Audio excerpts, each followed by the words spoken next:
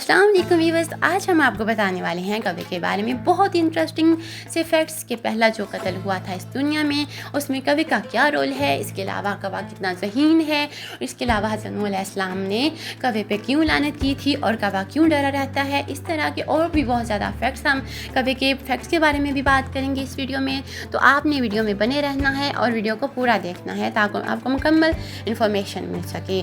तो जनाब, कौवे के बारे में पहला फैक्ट्स ये है कि ये एक ऐसा परिंदा है जो पूरी दुनिया में पाया जाता है, मतलब हर जगह आपको कौवा नज़र आएगा।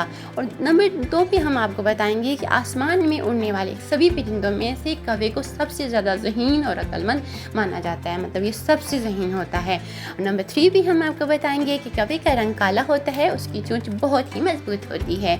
और नंबर 4 भी हम आपको बताएंगे कि कौवा अपनी चोंच से मजबूत चीज़ को भी तोड़ सकता है, मतलब इतनी मजबूत इसकी चोंच होती है। और कौवे की गर्दन का रंग हम आपको बताएं तो वो स्लेटी कलर का होता है, लेकिन कौवे की आवाज़ बहुत बुरी होती है, बहुत ही सुनने में ख़राब लगती है। अगर अक्सर आपने सुनी होगी तो आपको भी काफ़ी ख़राब लगती होगी आवाज़ कौवे की लगती है। तो जी, अब आपको हम बताएं कि ज़मीन को जो कौवा है साफ़ सुथरा बनाता है, कुछ गंदगी को तो वो खाकर ही ख़त्म कर देता है, इसलिए इसे क्लीन परिंदा भी कहा जाता है। और कौवे जो है ज़्यादा झुंड की सूरत में रहते हैं, मतलब इकट्ठे रहते हैं, और कौवे को बहुत ज़्यादा बहादुर मतलब कहा जाता है, और ये अपने साथी को कभी नहीं छोड़ता।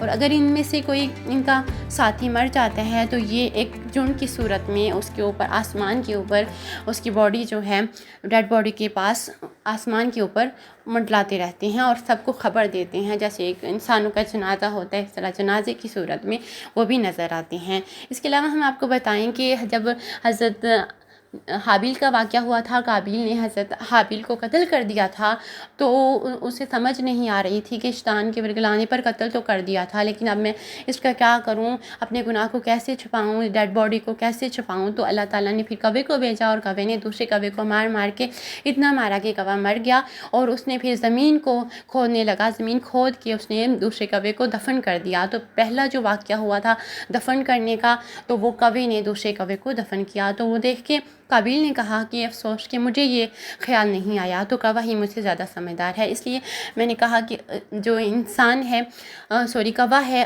उस्ताद माना जाता है। इंसान ने कहा कि अशरफुल मखलूक़ात को कौवे ने बताया कि किस तरह लास्ट को ठिकाने लगाना है। अगर आजकल का दौर होता तो उसमें भी फिर कह देना था हुकूमत ने कि ये भी आप समझ ही गए हैं।